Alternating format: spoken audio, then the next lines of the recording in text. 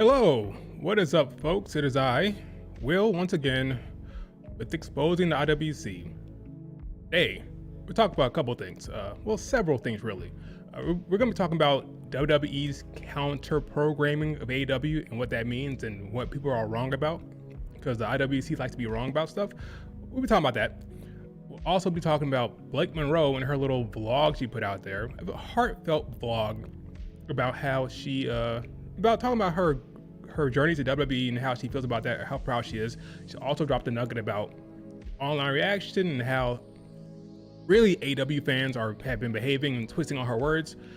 Talking about that. We'll also dive into Forbidden Door, what's going on with that, and Mercedes Moné's opponent from Stardom and all that stuff. But before we do that, we are talking about something that I feel like I'm pretty qualified not to pat myself on the back. But those of you who know this, I've been monitoring or watching all the women's matches of notes in 2025 and keeping track of it. Do I regret it? Kind of, because there's been a lot of wrestling to watch and I'm kind of like burnt out a little bit, but I am committed to it. So I've been watching it all year, documenting the best matches from the women, who's performing, who's not, who's the best matches, yada yada. I had it at first with top 10, top 20, then top 30, then top 40. Now I have it up to top 50. In the list I have, my spreadsheet, it goes down to like 60 and 70, right? But I'm only showing the top 50 and I'm stopping there. I'm not expanding any longer. There's no point. I'll keep it at top 50 and that's it.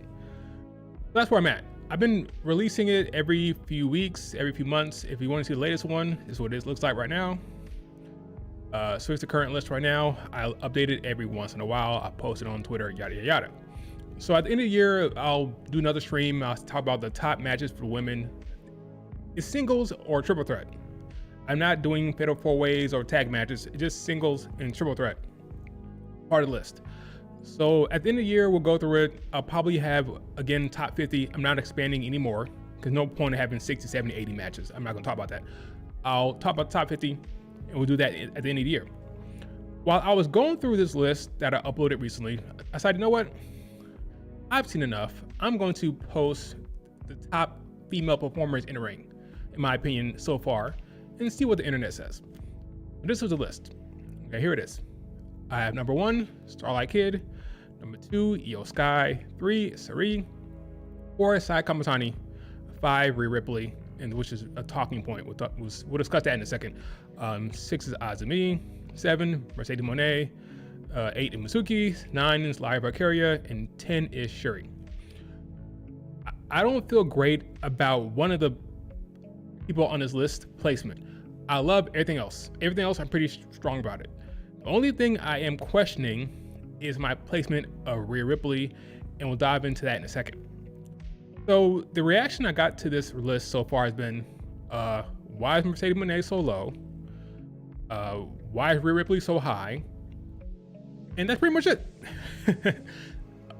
No shock. Rhea Ripley's placement and Mercedes Moné's placement. There's been some talk about Io Sky and relative to Starlight Kid. Pretty much it's been Rhea Ripley, Mercedes Moné. I'm gonna let you guys absorb that list for a second before I talk about it here in a second. That's my list so far. There's plenty of wrestling to go. We haven't even seen the Princess Cup semifinals. That's this weekend. We have the knockout stages of the 5-star GP in Stardom. We got the knockout stages of Marigold's tournament. I gotta go back and watch Vinny's her title defenses. After she beat Sareee, I ignored that promotion. I keep calling it like seedling in Japan. I ignored it. So I have to go back and watch Vinny's title defenses. So that list will probably change here.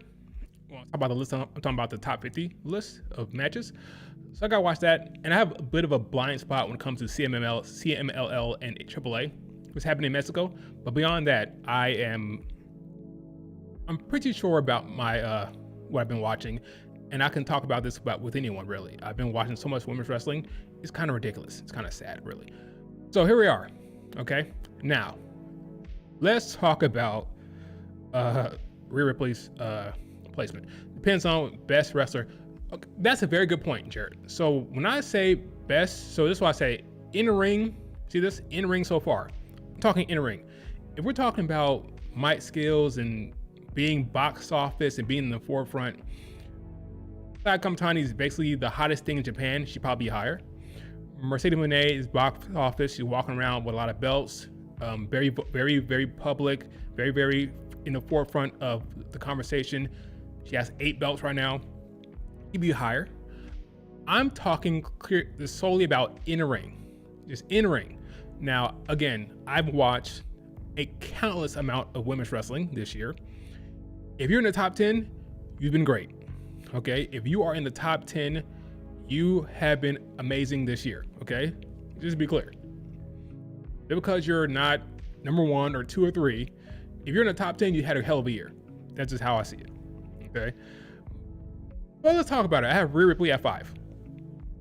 Why? Well, Rhea Ripley has performed. Look at my list here. Look at my top 50 list here. Look at where she's at. 1, 2, 6, 10. Rhea Ripley has 4 matches in my top 10. How the hell can I leave her off the top 10 list? I can't. The issue I'm having with Rhea Ripley and why I struggle with her placement, Rhea Ripley has benefited from being in the ring with Io Sky. The biggest reason why these matches are scoring so high for me is because of Io's offense during the match. I'd say beyond the triple threat, just the Io versus Rhea Ripley matches one-on-one, and even the match at SummerSlam with Naomi, Io's performance, her in-ring, her style, her offense, is what's scoring so high. But to be fair, it takes 2 to tango. She's not wrestling by herself. So how can I leave Rhea Ripley out of conversation? That's a problem with Rhea Ripley. So he's 5. If you want to argue that she should be lower or even off the list,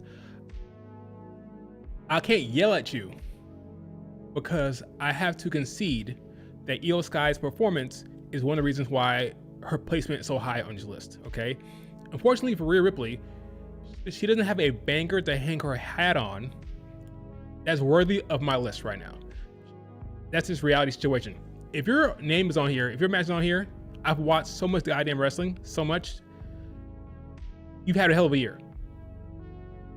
You had a hell of a year if you're on here somewhere. So, or a hell of a match. You have a hell of a match. So,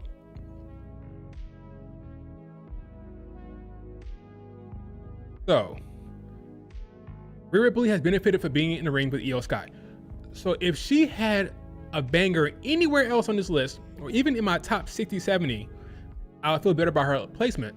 But because she's tied to the hip to Io Sky, I can't get mad if someone says, nah, she should be out of here. By the end of the year, if Io Sky has had some bangers and Rhea Ripley has not performed with anyone else, any type of banger of any nature, I'm gonna have no choice but to drop Rhea Ripley off this list. So I understand that criticism. I'm fine with it. I get it, and I kind of agree. Mercedes Moné at 7. So let's ignore Rhea Ripley. Let's pretend she's not here. Mercedes at 7. Well, who's above her? Starlight Kid, Io Sky, Cherie, Saya Kamatani, Azumi. I feel good about all those people being higher than her. Not because she's not a good wrestler. Obviously she is. She's in the top 10.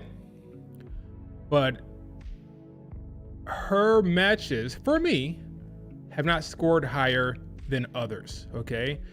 For example, you see right here, Starlight Kid, Azumi, 7. I have Starlight Kid, I have Azumi here, again with Starlight Kid. Now you could argue, hey, she's benefiting from being in the ring with Starlight Kid. Well, not to the same degree as Rhea Ripley, because when I watch these matches, Azumi is delivering in the ring and scoring to the same degree of Starlight Kid most times, right? Here she is with Mercedes here. Okay, and then Azumi has a match here with Bozilla. Right, so Azumi, Rina here at 38. So Azumi is performing with other people more often. And she had matches above Mercedes Moné. So I had no choice but to place her above Mercedes, in my opinion. So yeah, that's how we got there. but they're very close. So it's not like it's like 6 and 7. Like, they're very close, neck and neck, right?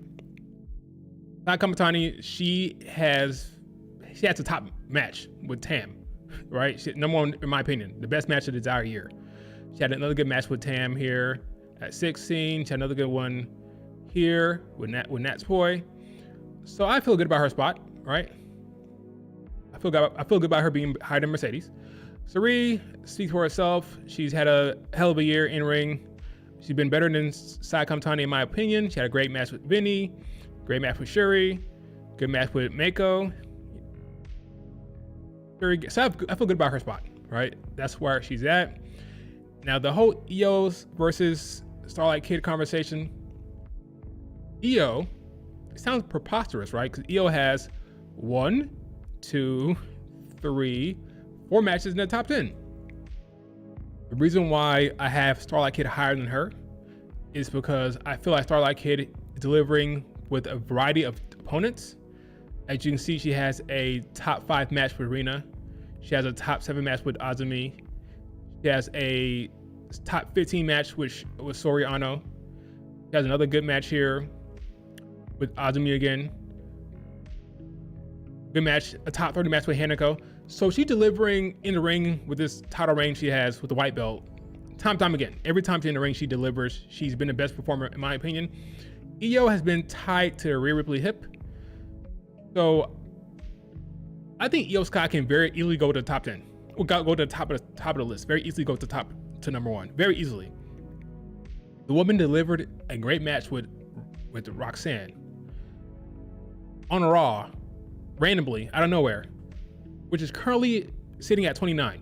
It's not here because this list is old, right? The matches happened on Monday.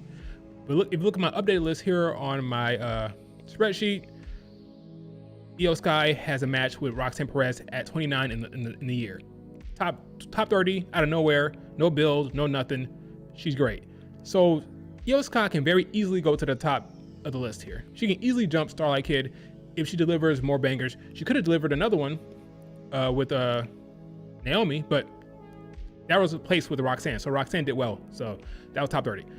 So that's my thinking. Okay, that's where we're at. That's why Starlight Kid is number 1. That's why EO's 2.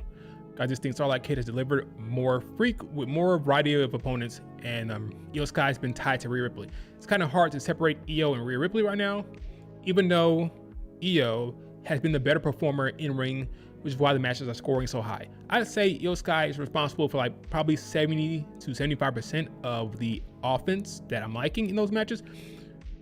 Not to take away anything from Rhea Ripley, she's great, but Io Sky is why those matches are so high, really, if we're being honest about it. Mizuki, you're having a good year, Princess Champion over there for TJPW. I think her reign should come to an end here. I think we've come to the end of her reign. I think whoever wins the Princess Cup, if it's Miyu Watanabe, great. I think she should beat her. If it's Shoko Nakajima, that's fine. She should beat her as well. I think Mizuki's reign is coming to an end here, but better than take away from her year. I think she's been good. Live Valkyria has been a big surprise here. She's delivering in the ring, whether it's Becky, whether it's Bayley. I think she's doing well, and she deserves a spot at 9. And Syuri, she's injured right now. She had a hell of a year. Her matches with Syuri, matches with Mayu Iwatani have been good. So I think she's worthy of her spot, but I think she probably drops here very soon. So, any problems with my list? Let me see this. Let me see the chat here. I've been talking too much. Let's see.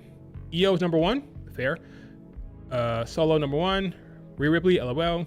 You should have known that was going to get yeah, it's going to get talking. Yeah, people are going to talk about that, sure. I have Lyra higher, to be honest, but she needs to wrestle more. You're a hater, block, just kidding. Rhea needs to have a great one with someone who isn't EO. I agree. That's where I'm at. If you take her off the list completely, I would not be mad at you.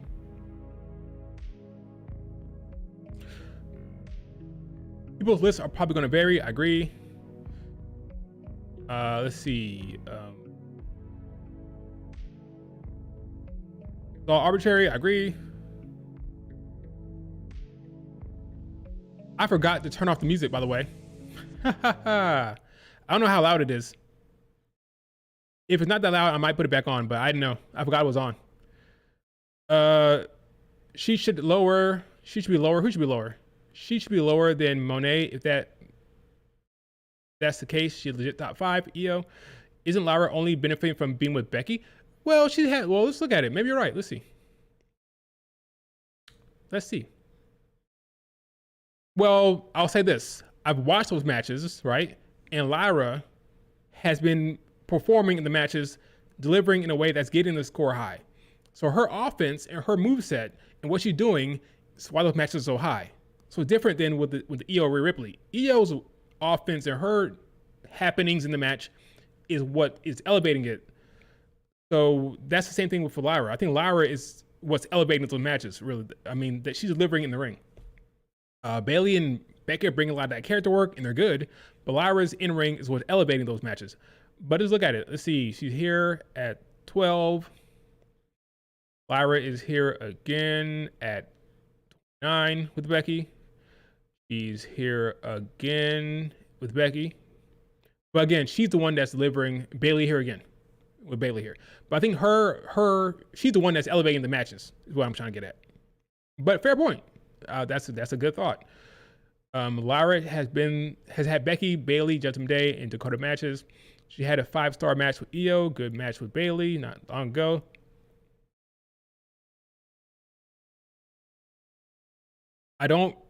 If I was doing tag matches, I'd probably be dead. By the way, I can't do tag matches and single matches. No way. If we get Io and Stephanie at Clash, could put her at number 1. Yeah. Agreed. Again, she delivered a top 30 match with Roxanne on a random Raw. Give her Stephanie in a PLE. I would not be surprised one bit if by the end of the year, Io's number 1. Not at all. We're talking about in-ring, but Lyra is just cringe. Lyra's okay. I don't mind her on the mic. I don't mind her. A lot of people don't like Lyra on the mic. I think she's fine. Yeah, if I was talking about tag matches, I would never be done watching wrestling, especially in Japan, because every other match, not even every other match, most matches are tag matches in Japan. I'd be watching it all day, and I would not be able to have a list at all. See what I'm saying? That's why. Okay, that's why my list is where it is. All these women have been great, but Mercedes Moné, I feel good about her placement, except with Rhea Ripley. Rhea can go lower. No problem with that. But everybody else, I think she's on par with Azumi. I'm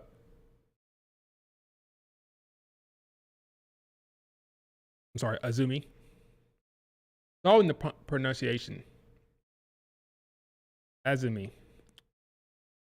Anyway, do you have a first 3 out?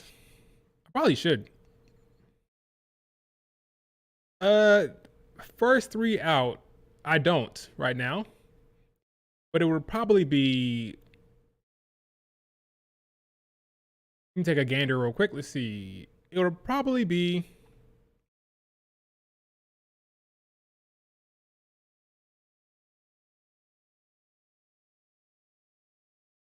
First 3 outs.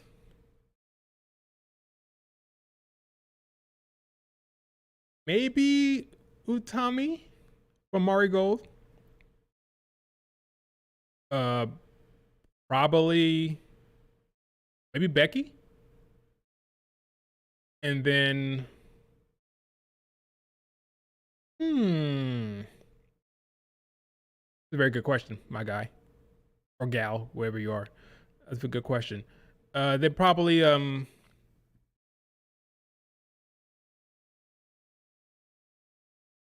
Stephanie. So Utami, Stephanie Becker, and Becky Lynch somewhere in there, something like that, or maybe Bayley. That's why it's good to have a top 10 and not have a list that expands beyond that. All right. So before we move on, any lasting complaints about my list? Are you good with it? Or are you good with it? Again, I just feel bad about Rhea Ripley's place, but everybody else is, I'm pretty sure, I've watched enough to know. Yeah, I'm good with that. if it's about being box office and star power and being the talk of the town, Mercedes probably like 2 or 1.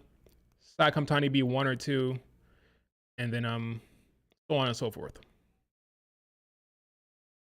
I got no problem with that whatsoever, Garrett. No problem with that whatsoever. If you have Mercedes above Rhea, no problem with that.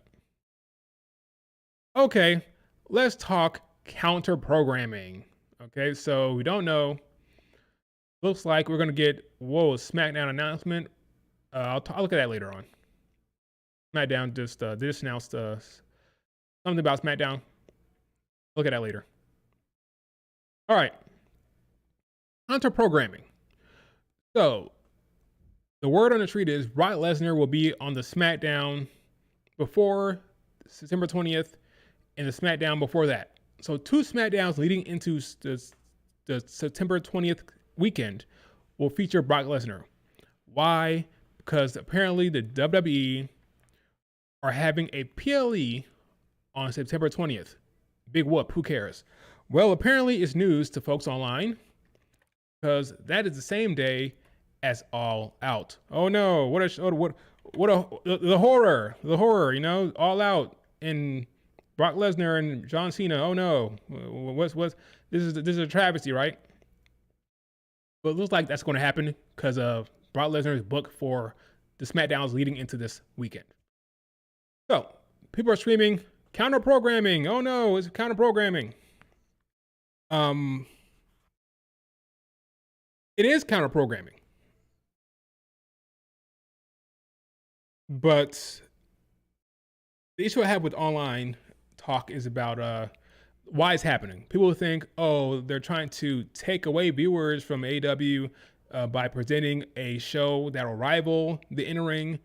Therefore, they're trying to steal those viewers by making a big show.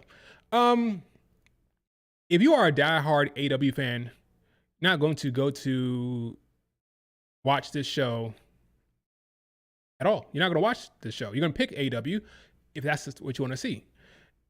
WWE are not trying to rival the in-ring performances, okay? They're not reading cage match ratings. They're not looking at IWC and seeing who thinks the show is better. That's not what they care about.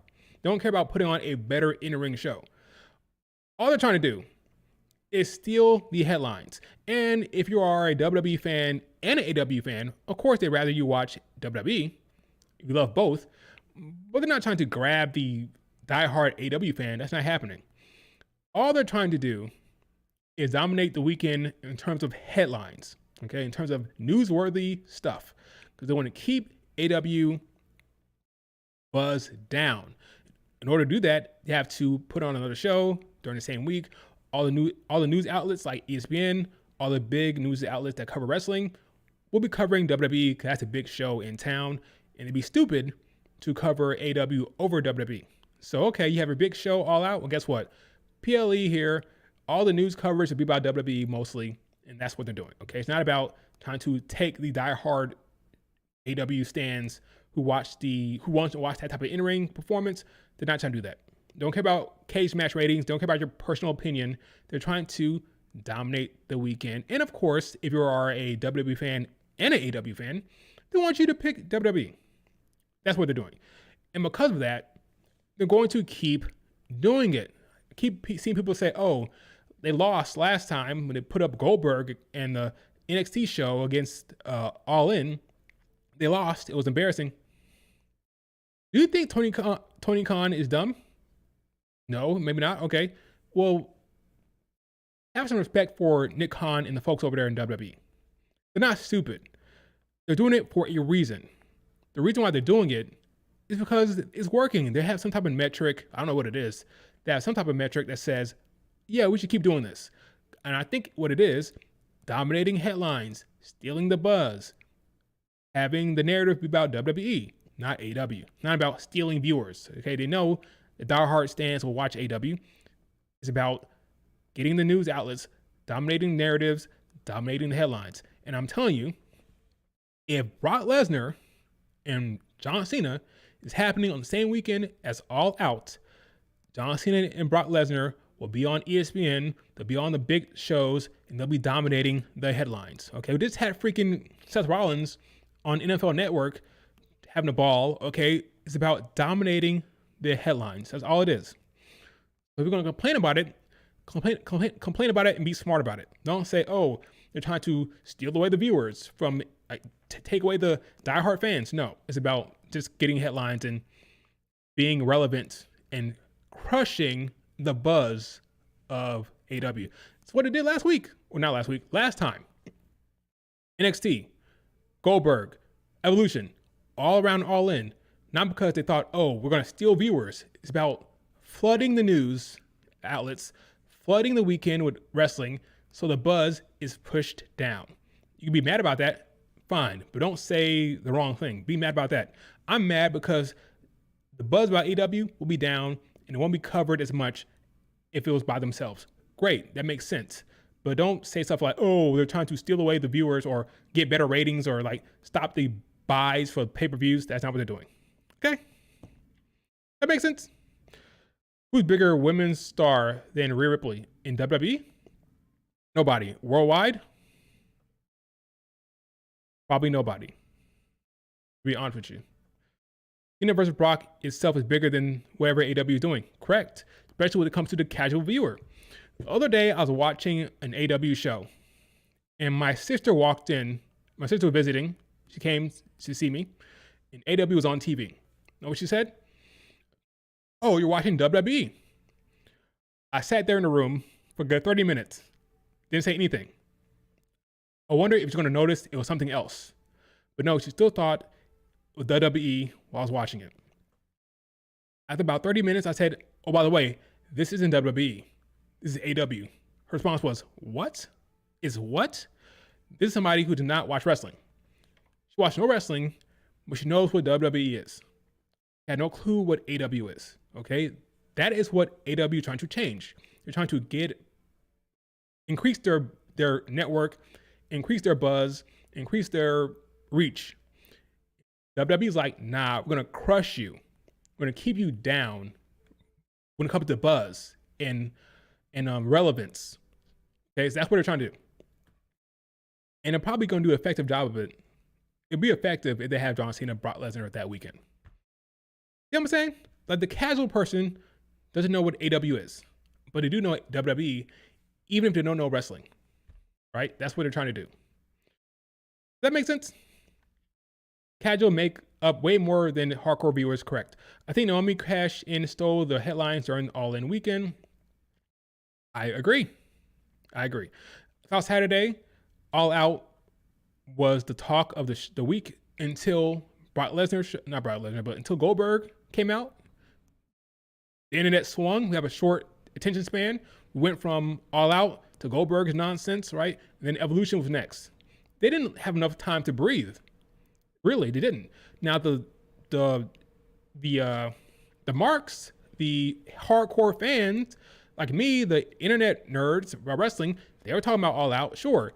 But the casual fan, they weren't talking about All Out. They're talking about Goldberg, right? The casual fan was not talking about All Out.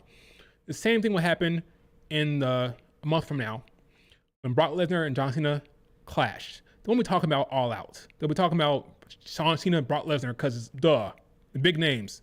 That's how it works. If you remember, AW ratings were higher for All In, Go Home show, and lower for the post All In show.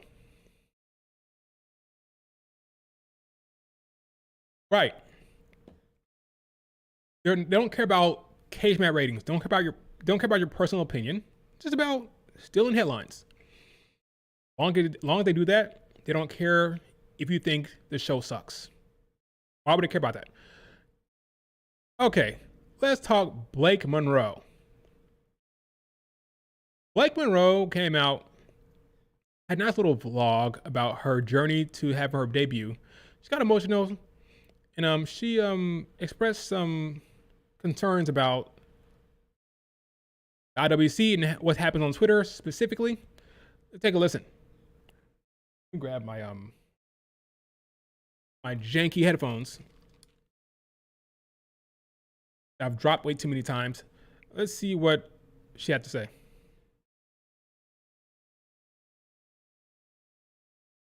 I'll unmute it first. Superstar, and I used to go to all the I don't know, I left my house like 5, 6 years ago with this dream of being a WWE superstar, and I used to go to all the WWE shows. Like, I'd save all my money and like travel to go to WrestleMania and the Royal Rumble, and I don't know, I don't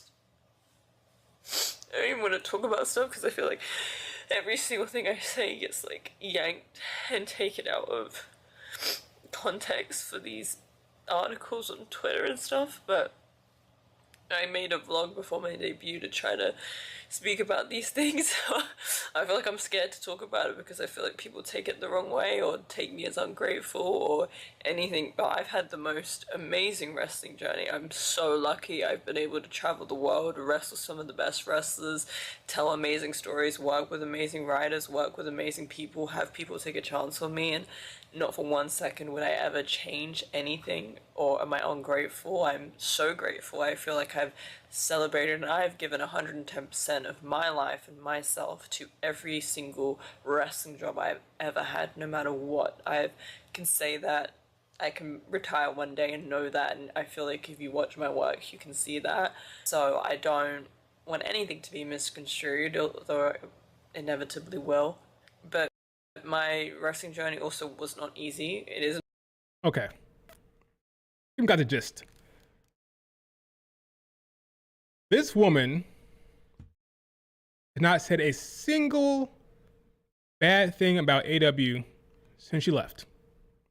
I'm gonna say it again for the hard hit people in the back. This woman has not said a single bad thing about AW since she left. What exactly is the problem here? Well, what's the problem? I think the problem is that they don't think that she's appreciative. She doesn't name drop AEW or Tony Khan or Tony Storm. The thing that she kind of like she's ignoring what happened in the past for the sake of like, talk about her future and her dreams. And they're kind of upset that she's not like, acknowledging the time of her career when she was in AEW and when she was entertaining them with Tony Storm. Here's what I have to say about that. Get the fuck over it. You're crying about what exactly? That she's not on her feet and on her knees, kissing Tony Khan's toes and praising AW? She moved on. Get over it. What do you want from her? She is in a new company, new stage of her career. She's trying to get on with her life, and you're upset that she's not on her feet and on her knees kissing Tony Khan. Feet, I don't understand what the problem is. Who cares? Oh, she's not talking about AEW. Who gives a shit? Who cares? Like, why does she have to talk about Stardom or AEW anyway? Like, who cares? Why are you so upset about it? That's why I don't understand. Why are you so triggered about it? The woman is getting shitted on in NXT all of a sudden because her mic work all of a sudden. Like, oh, she's in AEW, she's great. You loved her in AEW. Now she's in WWE. You have a problem with her? It's ridiculous. Woman has not said a single thing about Tony Khan or AEW that's negative. She just moved on. Talk about her future and her dreams. She's walking her. By the way, she's crying here, but not about the online shit. She's crying about her journey and what she's done, and how far she's come. That's what she's crying about. Just so happens she looped in what's happening on Twitter. Loop that in. But no, she's not like, she doesn't owe you anything. She doesn't owe you any type of gratitude or any type of, that's stupid. Who cares? Who the hell cares that she's not mentioning AW? Why does that bother you? Go watch your product. Go watch the people who are in AW and stop being a little bitch. Sorry, that's the reality situation. The woman's getting criticized for nothing. The one thing is she's shitting on AW. That makes more sense. Like, shitting on AW, come on now. You had a good run. They loved you over there. You had supporters. Why do you have to shit on AW? That makes sense. That will make sense. But she's not. She's not saying anything. You're bitching. Go to hell. Okay? Grow the hell up. And go touch some grass. That'd be my response to you. That makes sense? I think it's ridiculous. I think it's stupid. Like, leave this woman alone. Leave her alone. I think it's ridiculous. Okay, that's that. If Naomi has to relinquish, give it to Tessa Blanchard. Can you imagine? If you remember, oh yeah, I read that one. But yeah, it's just stupid. Like that's stupid. I don't have time for that. I have limited patience for that nonsense.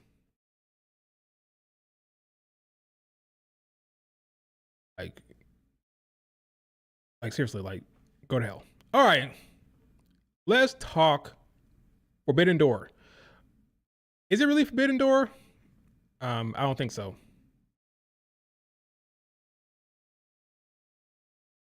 I don't think so, but maybe that's just me. Okay, so Mercedes Moné has a match scheduled for Forbidden Door. Are you excited about it? Are you hyped?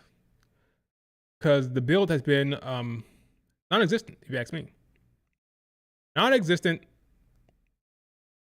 which is why I say Forbidden Door is without question the worst PLE or pay-per-view for AEW. Why? Well, because storylines are non-existent. That's why. It's non-existent. So the question is, are you excited?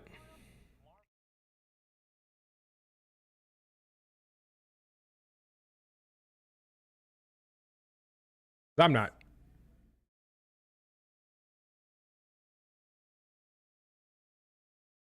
No.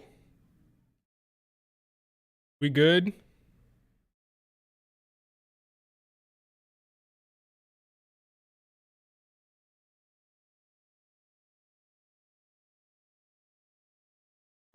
Her last post was about crashing on the. Oh yeah, Mercedes Moné. Yeah. See, I actually about Mercedes Moné. You talking to Naomi because you don't care. Don't care.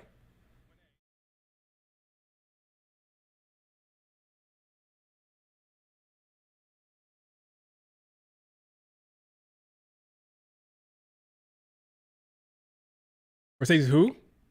That's messed up. That's not right.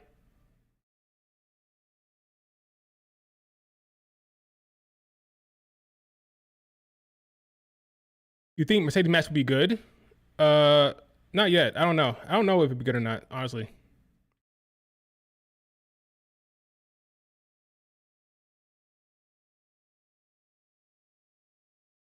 Heard about cage match ratings.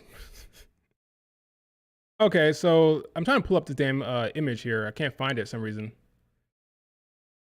Let's see. Here it is. Found it. Okay. Why I need my headphones? I don't know. Here it is. Okay, so we have Mercedes Moné. We have Alex Winza. And we have the CML chick, Persephone. But we have nobody from Stardom. Interesting. So this match is what, less than 2 weeks? Less than 2 weeks. And you don't have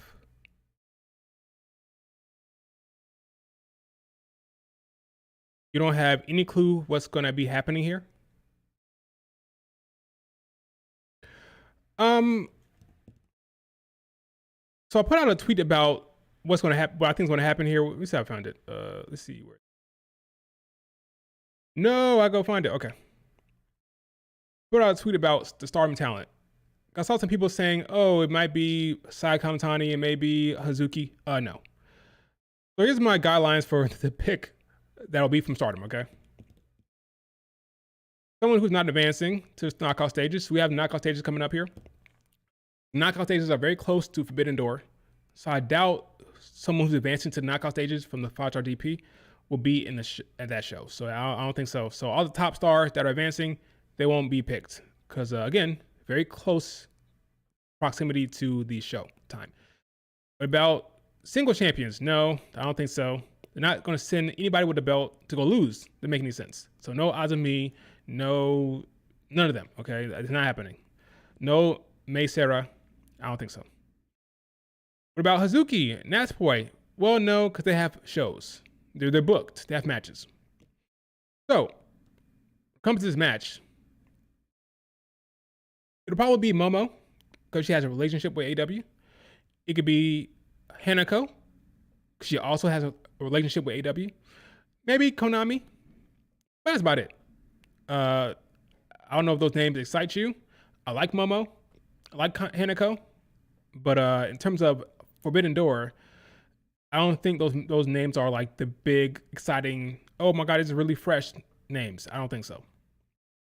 But you're going to end up with, I don't think so, King. I don't think so. You said Azumi? No. Azumi is the New Japan Strong Women's Champion. And she's advancing. So she's both. She's 1 and 2. She's advancing in the 5-star GP tournament. And she's a singles champion. Why are you sending her to go wrestle to lose in a match that is irrelevant to her? I don't think so. So 1 and 2 apply to Azumi, so I don't think so. Hanan for the meme. I have Hanan going to the finals and advancing. So that's a no. It's going to be Konami, Momo, or Hanako, probably.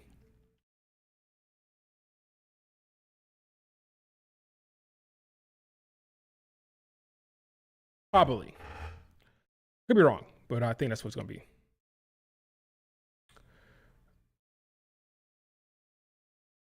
That's my guess. You haven't watched the 5-star GP yet? Don't even bother at this point. You're too far behind, my friend. Just wait for the knockout stages. Just wait for the knockout stages because we're way too far behind. Persephone, by the way, from CMLL. I like Persephone. She's from Texas, so she's fluent in Spanish and English. I think she's somebody that WWE and AEW are keen to sign down the road. She is good in the ring and she's bilingual. And these days, with her being bilingual is huge for WWE because the whole AAA relationship and how they're really breaking into that Spanish-speaking market. By the way, we haven't really talked about this, but probably have actually. The Spaniards, the luchadors and luchadoras, they are very valuable. They are very valuable these days.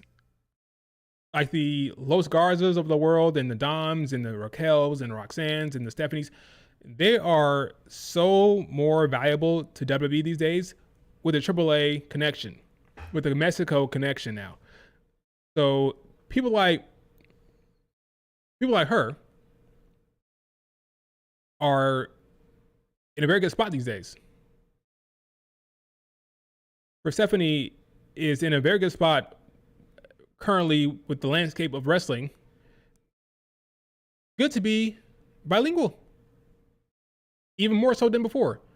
Si quieres, you have something.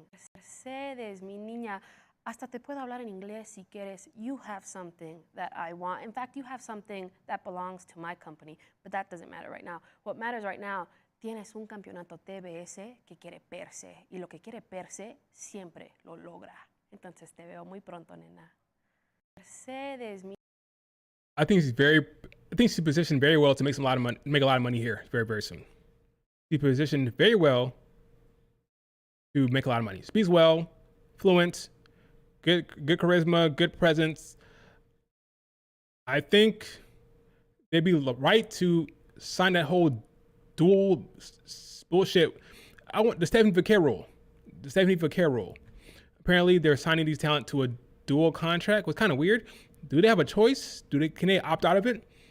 Do CML talent have to sign contracts with AEW? Kind of weird, right? What if she denies it? What if she turns it down? What happens then? I wonder if they're forced to sign these dual contracts because they're scared of the Stephanie Vaquer situation, right? I wonder how that works now. Can you opt out of it? Are you forced to sign it? Her English is great because she's American, born in Texas. That's why English is great. She's American. ustedes, mi niña. She's born in Hasta te Texas. puedo hablar en inglés si quieres. You have something that I want. In fact, you have something that belongs to my company. But that doesn't matter right now. What matters right now, tienes un campeonato TBS. That's why it sounds so good. But yeah, she's money. On the current landscape, she's money, and she should capitalize on that. Now, according to some reports, I haven't verified this, but according to some reports, she is a WWE fan. The Lucha blog joked that she's auditioning for NXT.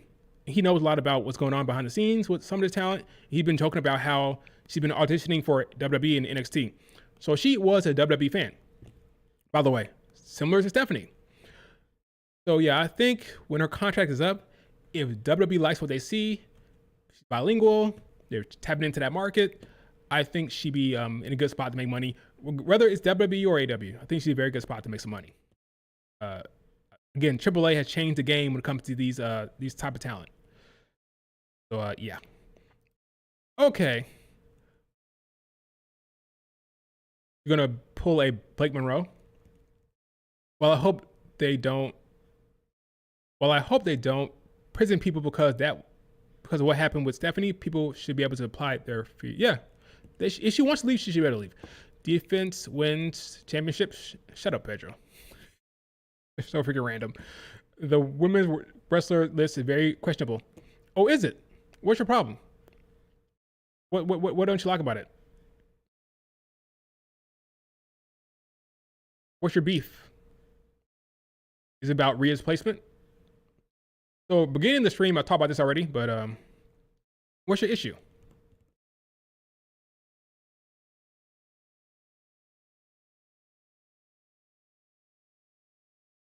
She needs to lock in for Forbidden Door, but I'm confident she can do it if she wants to be in the Fed.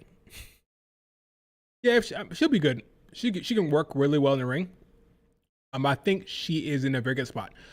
She's gunning for that CMLL championship. I don't know how long her I think she's young. I think it's like 24 for Stephanie. I don't know how. I think she'd be in a good spot no matter what. Whether her contract ends this year, next year, whatever. If that's her goal, I think she's in a very good spot. Rhea has to be on the top. From what I've seen, she's still a little green in the ring. She's only 24, yo.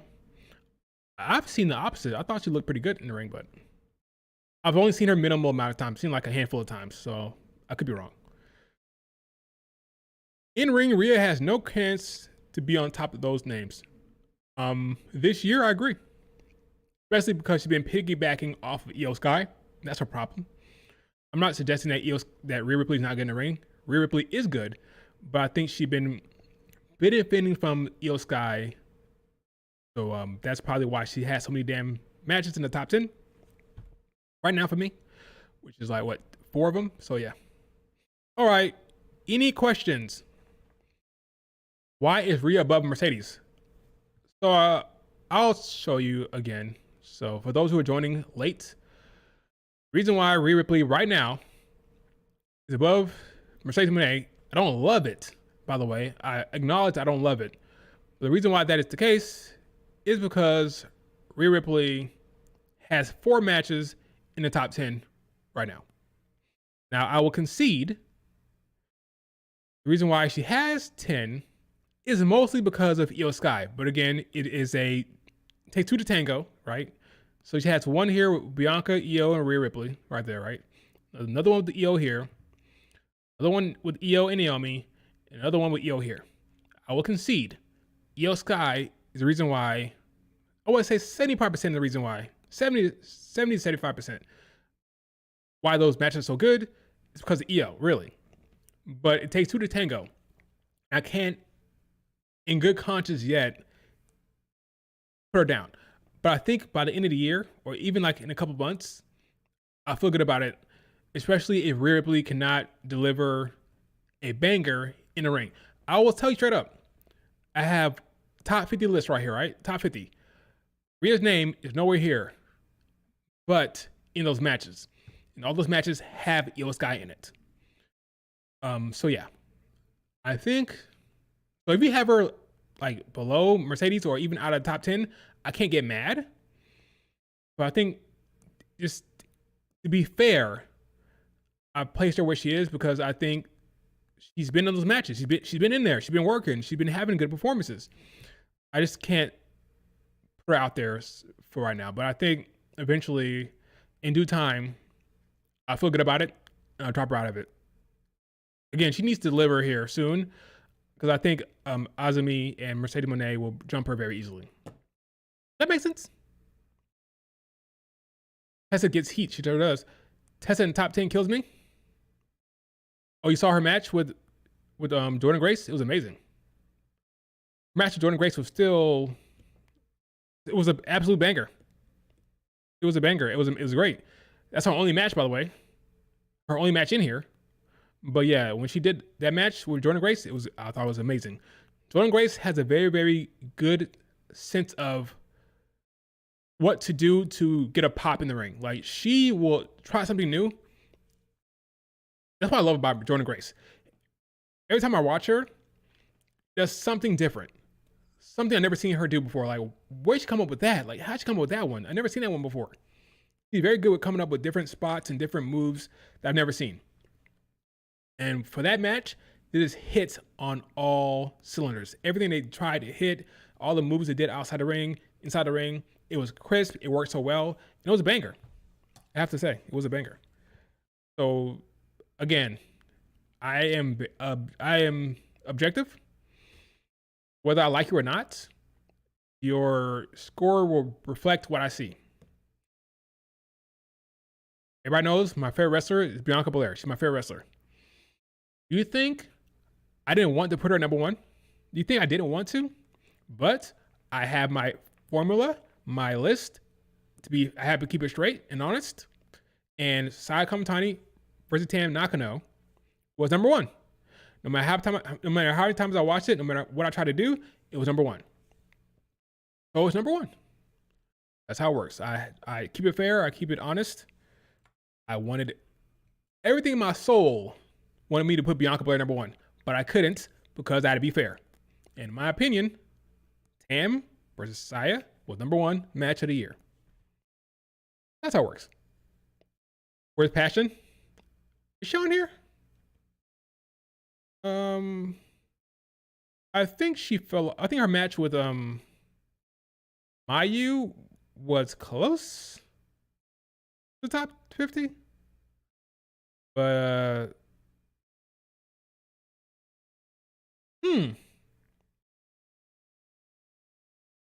oh, it's on here. It's on here. I'm stupid. It's on here. It's on here. It's right there. The Passion Merchant is on here with Mayu. See? Nanae Takahashi gets some under her sometimes. Where is she? Number 20. Because fair is fair. Match was great. Top 20 of the year. Right there. I said it was on the list. That's funny. No, it's right there. It's right there. Where'd you put Shuri against Sari? Well, there's two of those matches, right? Here's one. When Shuri was champion. And the other one is here. Where was it? Wait, where was it? It's here. 13 and 24. Again, 13. I've watched countless amount of matches. Way too many. Way too many to even count. If you're 13, you put on a banger. I've watched an infinite amount of matches. 13 is ridiculously high. Okay, just to be clear. 13 out of all I've watched this year. That's high as hell. She's 13, her other one, 24.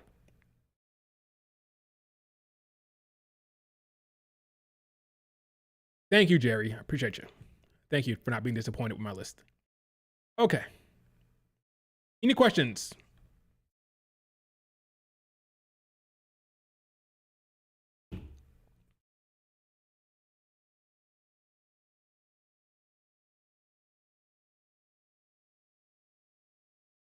We about to be in month 5 of your Bianca being out over at Damn Finger. Who wouldn't put her one even if you wanted to? No, I meant. Okay, listen, King. Okay, when I said number 1, I meant her match. Okay, not her not her being the best wrestler of this year. I'm talking about her match. Okay. I wanted to put her match number one. The bias side of me. But the honest side said, no, you can't do that because this match was scored higher. Okay, King. Or to say Naomi is preg, they've been saying that for a while now. Your final predictions of 5-star?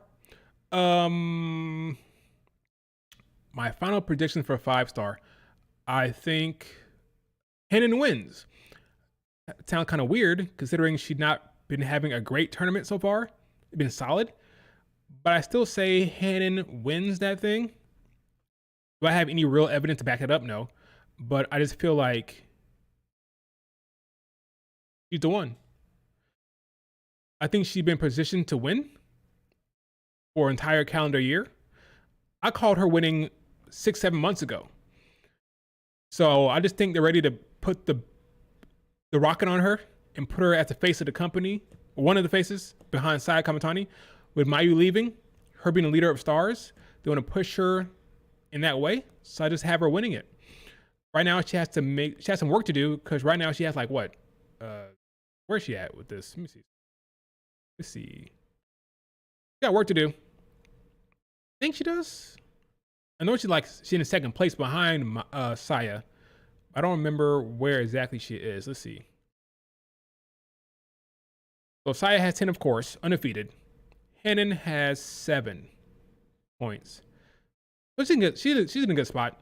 She has to win her next match against. Yeah, she's not losing to Yuna. That's not happening. 1, 2, 3, 4. Yeah, she has to face Yuna. Mizumori, she's not losing that. Right? That's her next match, right?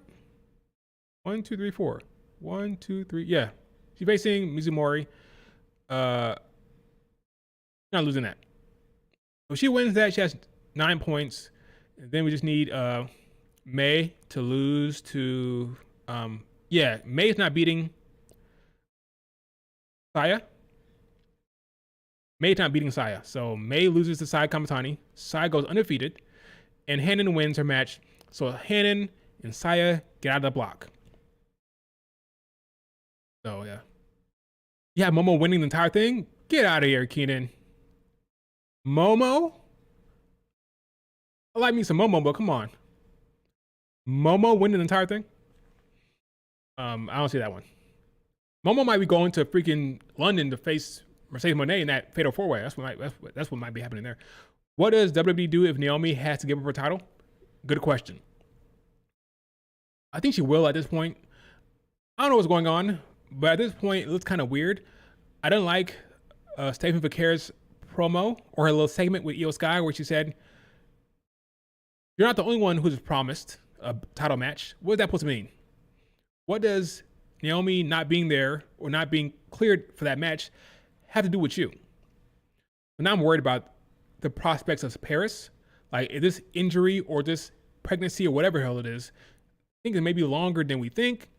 I think it may affect Stephanie's match. So at this point, I'm guessing that she's going to be out for a while or out for Paris. So what do? Roxanne pinned Io. So I don't think you have much of a choice. I would do a triple threat match.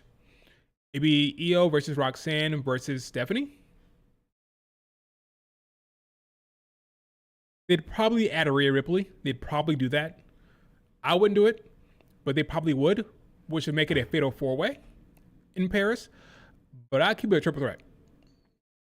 I prefer triple threats. I keep it a triple threat. So it'd be Roxanne, Io, and Stephanie. The winner being not Roxanne, not Io. It had to be Stephanie. I think it's weird. Honestly, creative been kind of fucked this year. Really, with Liv Morgan's injury, Bianca's injury, and Naomi's injury, to have to pivot. You know they had a plan with Naomi.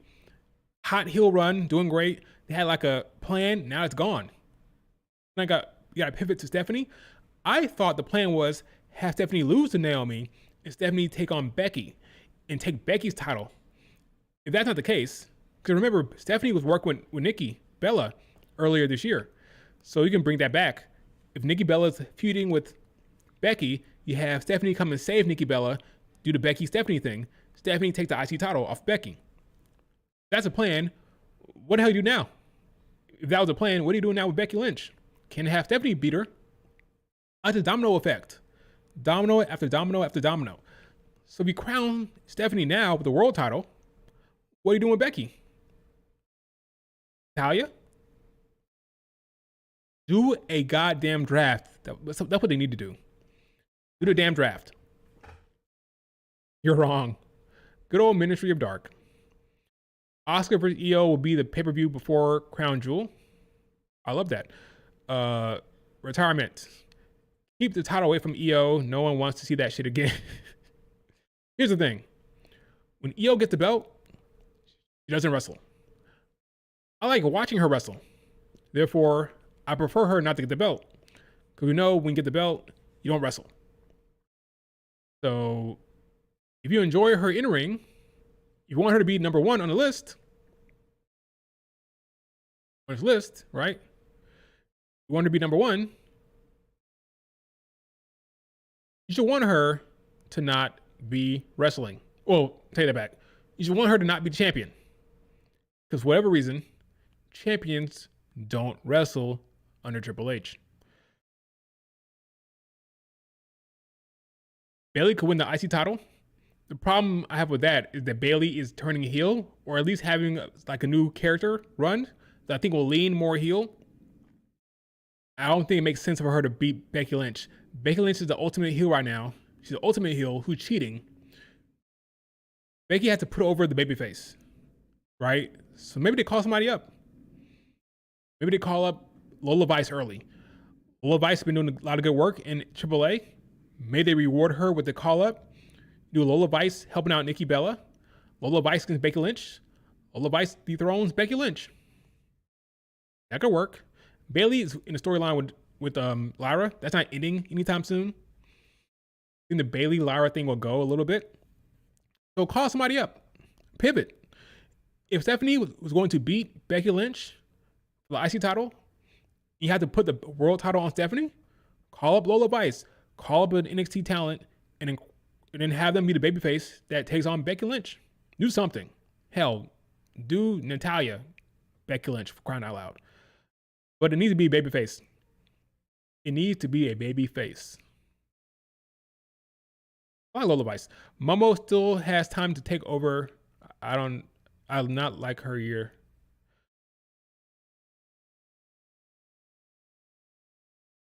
I think next year. What do you think, Keenan? I would put Natalya in 2025. I think Natalya will have her run here soon. I hope. I wishful thinking. WWE better be lucky they have a something women's division. The best women's division or a stacked women's division. I agree, William. The SmackDown women's division is so bad right now. Not interesting. I agree. It's bad. I don't even know what Nick Aldis said in that tweet here. I'll watch it later on. I don't care. Right now it's all about Cena and Logan Paul. But the women's division is in a bad spot right now. Nothing interesting going on. They need a draft. I'm telling you, they need a draft. They need a goddamn draft. I would prefer Io Sky and Stephanie team up against Kabuki Warriors.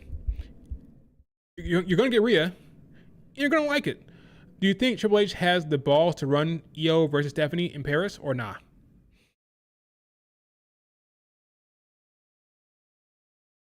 Yes. But you know what would happen, right? You know what would happen? Asuka would screw Io. Do you want Stephanie to be crowned that way? That's why I think it's better to have Roxanne in there. So Stephanie can still pin Roxanne. And then Asuka can still screw Io. But it doesn't take away from Stephanie. It doesn't take away because Stephanie will still pin the heel in the match, which is Roxanne. So if they do a Stephanie Io thing, I think you need to add a heel in there. So it doesn't look weird that your conquering babyface, Stephanie, pins the other babyface they got screwed by Asuka. You know, so just put Roxanne in there, have Roxanne take the pin. That's a big spot. A big spot for Roxanne. A big one. Io, Stephanie, Roxanne. That's huge for her. That's huge for her. Stephanie not winning that title and walking into Australia, not gonna lie. Please get the Kabuki Warriors away from Rhea Ripley. I'm sorry to tell you the truth, but Rhea Ripley and Io Sky are tied at the hip. Momo is still young. She can always win 5-star next year. She's only 24. Momo has been wrestling for years and years and years. Like, since she's like 14 or 15, something like that. She's 24 years old. Momo Watanabe is younger than Tiffany Stratton. That is so weird. But yeah, they start young over there. Start really young. She's only 24 years old. Rhea and Io team up. Yes, going to happen, Pedro, I fear. I don't want that to happen, but without a draft, what are you going to do with Rhea Ripley? Like, what are you going to do with Rhea Ripley without a draft? The whole reason Asuka is turned heel is because of Rhea Ripley. That's part of it. Like, she doesn't like that Io Sky is friends with Rhea Ripley, and she's kind of like ignoring her and Kyrie. Doesn't want their help. That's part of it for sure.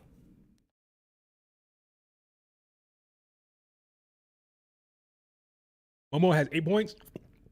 Yeah, but I think she's going to lose to Suri. Once she loses to Suri, it's kind of over for her to have Suzu advancing with Suri. So yeah, once she loses, you have Suzu facing Rana. That's a win. You have Momo facing Suri. That's a loss, because Suri lost to Konami earlier. Suri will be at 9 points. Suzu will be at 10 points. And Momo will be out. But that's my prediction here. Suri goes through and Suzu goes through. Momo will be in London facing off with Mercedes Moné, Alice Windsor, and Persephone.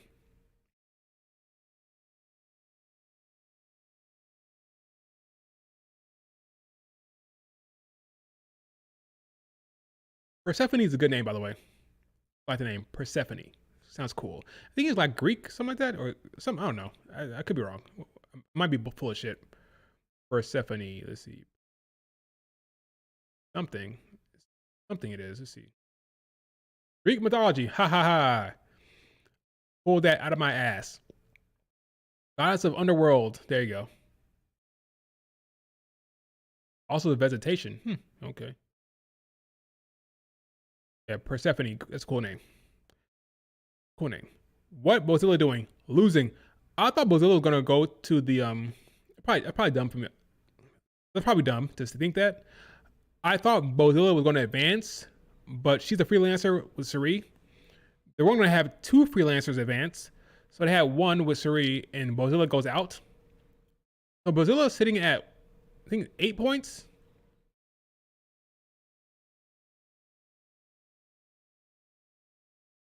Why had Bozilla getting knocked out? It was crazy. She's sitting at 10 points. Sitting at 10. Right? But Soriano has 9. I think Soriano wins her next match. She beats what's her face? What's this chick's name? Oh my god. I'm sorry, she's new to the scene. What's her name? I'm not gonna remember her name. She's gonna win. Just go to show you. I don't know her name. She's gonna win, right? Soriano will win that match, and then they gave her 11 points. Bozilla will face Amisori. Amisori is somebody they're pushing. She returned from injury. They like her a lot. I had originally Bozilla and Amisori advancing, but I forgot about Soriano. So Soriano will win 11 points. Bozilla has 10.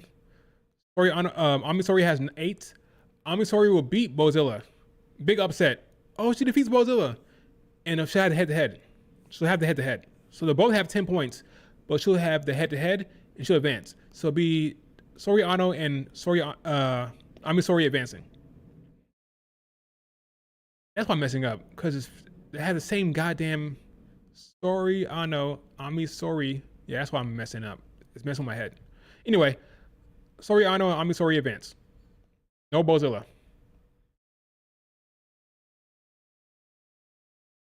WWE still spooked from Kairi Sane curse. The story beat I want to see with the Wingers is Saya Ida getting jealous of Hanan being successful and getting bitter. That could work well. Former tag team champion, Saya Ida turning heel on Hanan because of Hanan's success and Hanan being pushed and excelling in the singles. That could work fine. That could be a good filler feud before you do Hanan and Saya, because I believe Hanan will face Saya Kamitani at the end of the year. Because I still think Hanan's going to win the whole entire thing. Could be wrong. But if you remember, Hanan, she got to semifinals last year at 19. So I now think she gets to the final at least. See how it goes. Mari Gold, what about her? What about Mari Gold, Ministry of Dark? Any other questions? This has been a good stream. Got a lot off my chest. A lot of anger off my chest. You're wrong as always. Thank you. Appreciate that. Wouldn't have it any other way.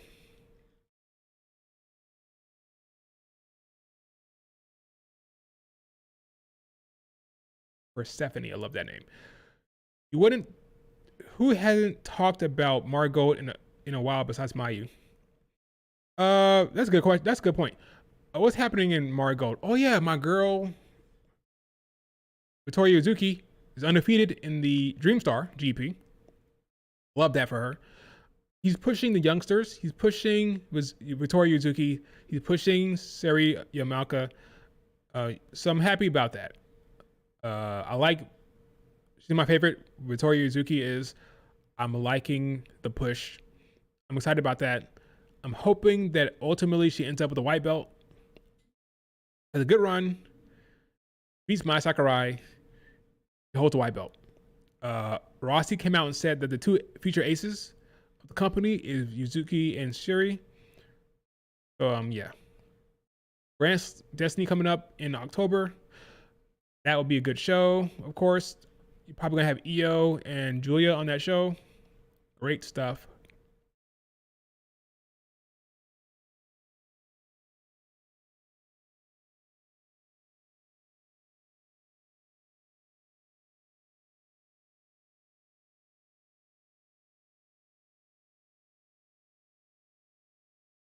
You're not wrong, sir. You're not wrong. I'm reading this tweet. No, you're not wrong. I don't have any conviction on Rhea Ripley's place. I don't. I have no conviction on her place. Like, if you think she should be lower than Mercedes or out of the top 10 altogether, I'm not going to hate on you for that. I'm conflicted about her spot. I am. I'm conflicted. Really. I have no conviction on her placement. Everybody else? Starlight Kid, Io, Sari, Saya, Azumi, feel good about it. Rhea Ripley? Nah, I don't. I will probably be at Grand Destiny. Oh, that's awesome, Jerry. That's cool. Again, there'll be a lot of synergy in Japan around that time because Noah has a show and WWE have a show and Margot has a show. So it'll be 3 different companies in Japan kind of working, not together, but there'll be some crossover for sure. I would love to see Mayu on that Japan show. That'd be cool. Will it happen? Probably not, but that'd be cool to see that. Looking forward to that. Unfortunately, because of the way it is in Japan, you won't see any videos in the crowd, like any crowd videos. I learned that the hard way last year. I was so excited to see them in Japan, and there barely any video. There barely any footage of them because Japanese folks don't really record the show like we do in America. So I didn't really see what happened there. But yeah, this whole entire month will be a lot of synergy between these three companies. Noah has a show. Margot has a show in Japan, of course, the big one, and the Super Show, 2 nights, all within 15 days of each other. So yeah, Io will go with Julia. They'll hang around, and they'll be at Grand Destiny for sure. Will AJ Styles be at Noah? Maybe. He's kind of like on the poster here, so maybe even Gunther or Finn Balor will be at Noah show. The Noah show comes first. Then it'll be WWE 2 shows, and then it'll be Margot's show. So Japan will be eating well in October. I thought you would have put all 3 on the list, not gonna lie. Crazy how fans are mad that AW had all the women in one segment. Or not mad. That was kind of weird. I'm not surprised though, right? He put all the women in that one segment to get out the way. Was the segment bad? No, but it's clear what's happening. He even framed it like that. He framed it to have Toni Storm, Athena, women in the ring, all of them at once, to get them all in there. Then they can move on to the men. It's kind of transparent. It's clear what's happening. The segment was fine. It was a fine segment. I thought Mercedes Moné showed some character, something new from her when you saw Toni Storm. So I appreciate it because I thought they were going to completely ignore the fact that she lost. I was happy to see her actually acknowledge that, oh, Toni Storm is up there. I lost to her. I feel the type of way, which was good to see. Okay, her reaction was appreciated because they're not completely ignoring the fact that she lost to Toni Storm. Is it going to go anywhere? I don't know. She has 8 championships right now, so we'll see. But she showed some character work here, like, oh my God, there she is, the woman who beat me. I like that work from her. Very subtle, very small, but it's something, right? She gave us something. Because I thought they were going to completely ignore it, like, oh, I'm going to just like, no sell it, that I lost. She's not no selling it. She's not no selling it. Tony Khan doesn't like women's wrestling. It's not a favorite. Mayu will probably be at the WWE Super Show backstage. Yeah, for sure. She'll be backstage. Rossi shows up usually backstage anyway. So you'll see Rossi, Anaya, Mayu. They'll all be invited back there. And that's when Triple H will talk. Well, he won't be there. Triple H not traveling to Japan. But some WWE folks will be backstage. Say hi to Mayu. Say hi to Rossi. Maybe Koki Amari will be back there as well. Probably Utami. Probably Siri and Victoria Yuzuki as well. Be invited to the show. So yeah, some synergy there, some handshakes. Mayu might see Io Sky in the ring and say, maybe I may have a match in WWE one day, you know? Probably not though. But that's the time to network. That'll be the time to network. Have a talk. Right?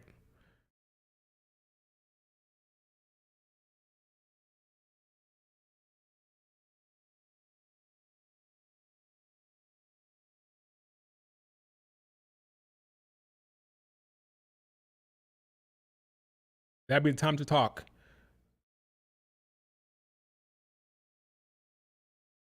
Remember when Kevin Owens was backstage in Margot show?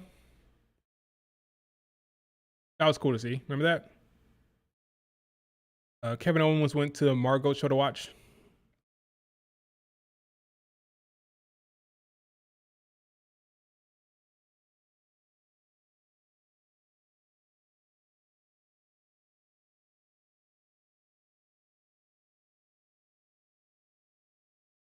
Remember that?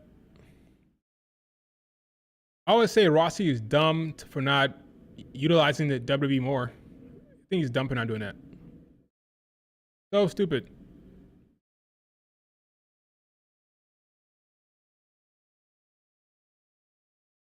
Got some odd pictures. So stupid to not utilize the WWE more. At least not try to. So dumb. Anyway. Any last questions? No, Fuka. What about Fuka? It should be there as well. Why not? How Kairi looks after Asuka pushed Io is the way how Io and Kairi looked when Rossi and Asuka was in the same place. That's funny. Respect Rossi. Rossi says some dumb stuff sometimes, but I respect Rossi for the most part. How? Wow, Will, I didn't know about Kevin Owens and Margot. Yeah, he was there. He was backstage and everything. He watched it, took pictures with some of the talent. Took a picture with Rossi and Myla Grace.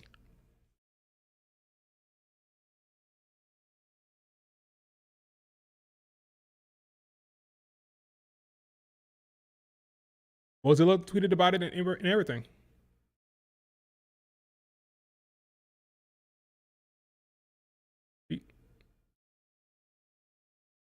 He was Myla Grace and Kevin Owens when he was at Margold. Rossi books Joshi better than Triple H. Well, he has nothing but Joshi, right? Nothing but Joshi over there. He books Joshi better.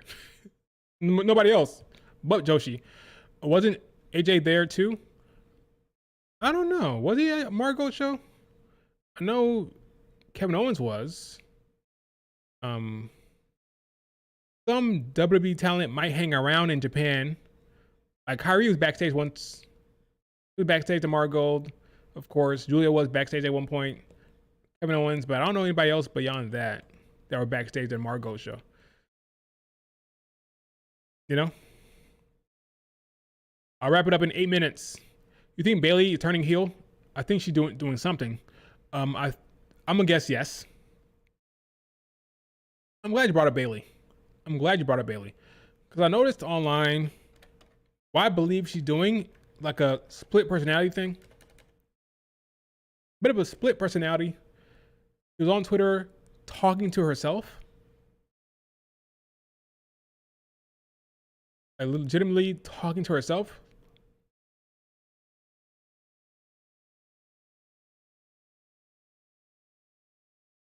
Like, look at this. I think I'm in love with Quebec City. What? Are we in the same place?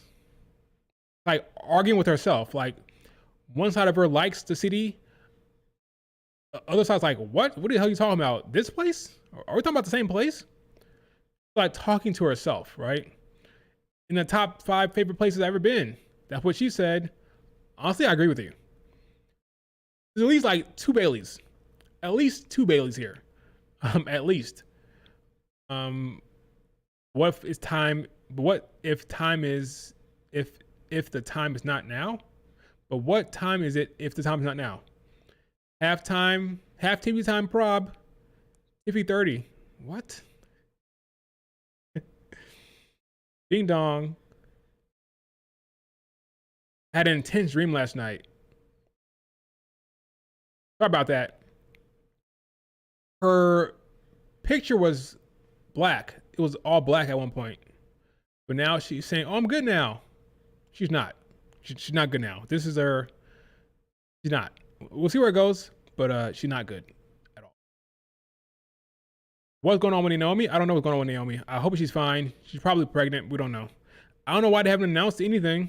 They said, oh, keep a close eye on Twitter to see what's going on online. No announcement, no nothing.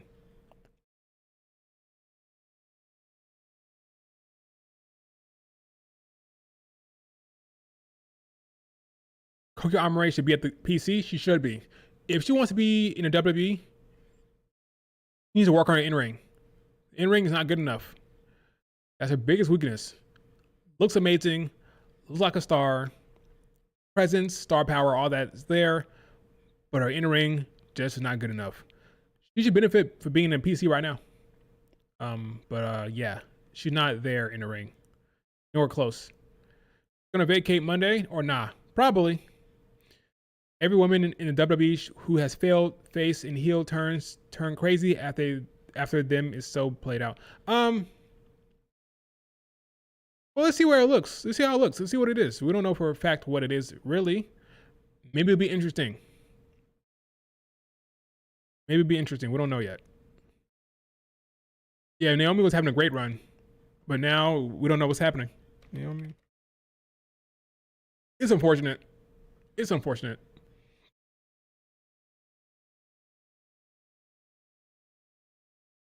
It's unfortunate. We don't know what's happening with her. been kept under wraps. It's been kept under wraps. No real indicators, no real scoops, nothing. It'll probably be announced next Monday. Why need to be an entire week? I don't know, but it'll probably be announced next Wednesday. Or next Monday, at least. I don't know. We'll see. It's unfortunate. It's unfortunate. They're probably doing more tests. Yeah, depending on what it is. Not ready to announce what it is, but we'll see what it happens. Hoping for the best. Hoping it's all on the up and up and everything's fine. And whatever it is, I hope she's happy and I hope she's good.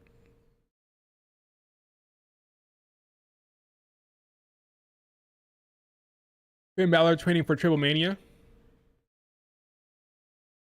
What the hell is going on?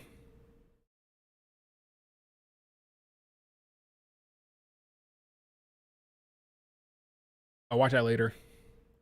I don't know what that is.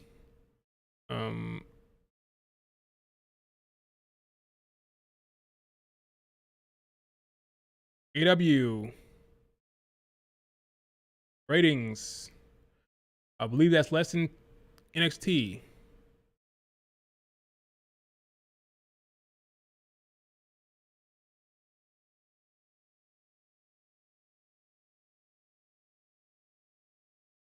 NXT and AW have been up. They've been up a little bit for whatever reason. It's a cool poster for Willow.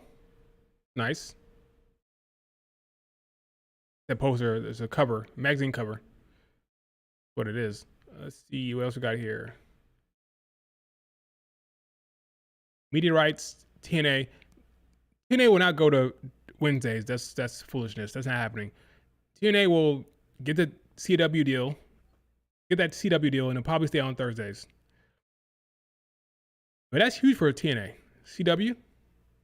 Again, the reason why they've been heavy on NXT talent is they're trying to show the panel that they're negotiating with, hey, look, we have NXT champions on our brand. There's synergy here. It's an extension of TNA. I'm sorry. It's an extension of NXT. Liking what's happening on NXT, your highest rated show by far, and it is by far. Like NXT is by far the highest rated show. They say, hey, you have another one because we have a bunch of NXT talent on our show. So don't you want to have us too?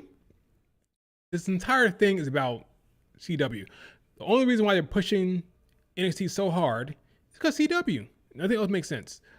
So hopefully for them to get that sorted out, get that deal, you're going to have NXT on Tuesdays and TNA on Thursdays on the CW. That's why they're trying to really, really push that, hey, even NXT, keep name dropping TNA, keep mentioning TNA, because WWE want TNA to get that TV deal. They say, hey guys, you're enjoying the NXT deal? You're enjoying our ratings? Well, bring on TNA. They have our talent on there as well. It'll be good for you. That's what they're doing. So I believe it will be CW. At least that's what they're trying hard to do, CW. We'll see if it works. I think it will. So it'll probably be on Thursday. I don't think they're going to move to Wednesdays at all. They would for the sake of the deal. To get the deal done, they'll do that. But I think it'll stay on Thursdays. So no worries, AW. Okay. It'll be fine. Is it true that you love the EO Roxanne match? I did. Top 30 match of the year. Becky needs 3 belts ASAP. Oh, at this point, hey, ASAP. At this point, she already cleared the 2 belt shit. What other belt is there? Speed belt. She's gonna beat Sol Ruca. What NXT deal is up? When the NXT deal is up, will CW have enough money to keep them? NXT? That's a good question. Because the WWE is over delivering. They're over delivering. They didn't realize they're going to get that good a deal. By them, I mean the CW. They thought NXT would get around like 500K. They're getting like 600, 700 million, 1,000 views. They're overproducing. They're overshooting their deal. So the WWE will want more money. And CW will have to, they just have to pay it. We'll see if they can afford it, but they have to pay it. They have no choice. But yeah, they're overshooting their deal. Like, the WWE is over delivering the deal. So we'll see what happens when it's over. But yeah, they'll probably have to pay more, or they lose it and keep TNA. I don't know. We'll see. We'll see. It's network TV though. It's network TV. So they'll probably try to pay more. But I do believe there'll be an uptick in cash for sure. Because they didn't realize that NXT would be that good for them. I don't think they're going to lose that. So they'll probably pay more. I'd be forgetting Soul is North American champ. Yeah, sure is. Sure is. All right, folks. That's it for the stream. Do me a favor. Hit like. Subscribe if you're not subscribed. Enjoy TNA if you watch TNA. Enjoy whatever the hell else is happening tonight. What? Ring of Honor. If you watch Ring of Honor, watch that. Enjoy that. Tomorrow, SmackDown. Will Bianca show up? Probably not. The women's division is rough over there. They need a draft. Yeah, that's all I got to say about SmackDown. It's not the best. All right, guys. Talk to you later. Peace.